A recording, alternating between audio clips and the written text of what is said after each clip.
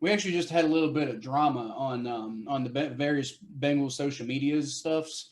Various Bengals fans, they're freaking out because Carlos Dunlap, the Bengals longtime, like many time Pro Bowl defensive end, who we've been starting Carl Lawson over lately, and he's obviously been frustrated because he's a football player and he don't want to not be playing. There's been a little bit of drama about him, and he just a couple hours ago came out on Instagram and was like, hey, tune in at 7 p.m. I'm gonna make a big statement. I'm gonna say exactly what's on my mind. So all you've been waiting here, I'm gonna say it. And then he comes out. A lot of people are like, oh, that was an anticlimactic thing. But basically, what he said was like, hey guys, look, I'm frustrated. I lost my starting spot. Okay, let me be frustrated. But it's okay. This is football. It happens. I like this is what Zach wants for the future of the team, and I'm employee 96. That's what I do. Yes, do I want to play more football? Of course I do. But I'm going to do what the team wants me to do, and I'm not going to make a big deal about it. And that's why Carlos Dunlap is such an amazing person who we all love because he just goes to work every day and he does the damn job. Yeah. By the way, who looked good yesterday, surprisingly, is that Philip Rivers had his best game as a Colt yesterday, especially that second half. Yeah. And that comeback, like I know the Bengals don't have the best defense, but I wasn't expecting that from Philip Rivers, man. But we 271 kept trying yards to in the air. play. We kept trying to play zone defense against Philip Rivers, which is, I mean, that's not going to work.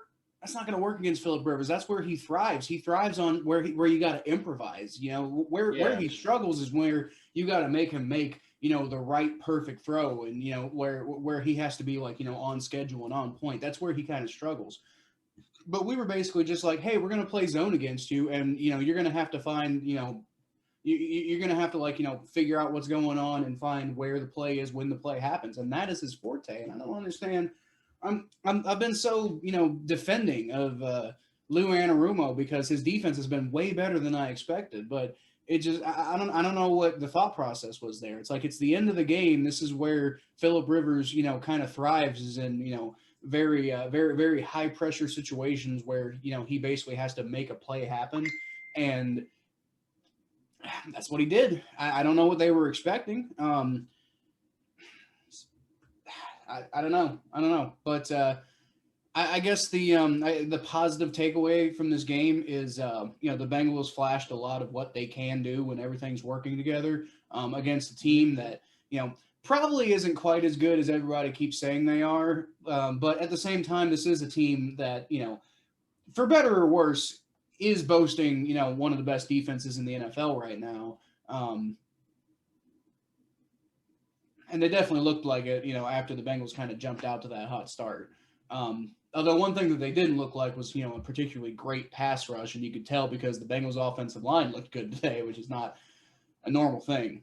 Um, I think the hardest but thing about doing this after a loss, though, yeah, is that these are two young teams, right? And mm-hmm, like sometimes I'm weird. I'm not. Some of y'all might call this lose attitude. I don't. I it's not that I like losing, but I think every loss come with a lesson. And I think that a yeah, lot of young teams sometimes, the Bengals are so young.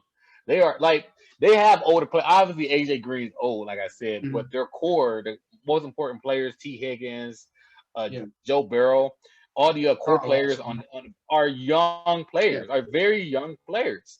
mm-hmm, And there are steps, just like the Browns, I'm going to get to in a second. When you're a young team, there are steps to maturity in the NFL. There's a reason why young teams don't win championships because there are steps to growing. So when you see losses like this, you mm-hmm, have to take the good and the bad. The good is the Bengals put up 24 unanswered points in the first half against the number one defense in the yeah, league.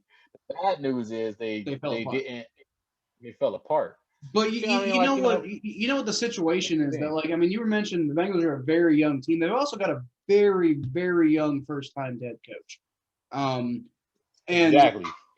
I mean, a lot of people are criticizing, like, oh, he wasn't ready. Oh, he's inexperienced, whatever. But this is how you gain experience. The Bengals, I'm almost betting you anything the Bengals are giving him until the end of next year because that's what everybody's been talking about up until the season started. But like, over the offseason, everybody was like, do we really expect the Bengals to be that great this year? No, but we're all planning to, be ready for the big exciting year is going to be 2021. And a lot of Bengals fans are freaking out. And understandably, that we're losing, and we're losing in some pretty disgusting ways, like we saw today.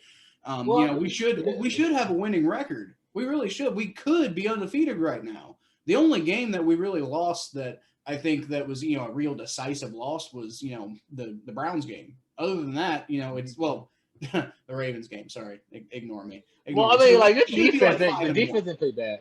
Yeah. The defense did play bad bad after the first quarter. That's the thing. Like they didn't put it together after a while. But anyway, let's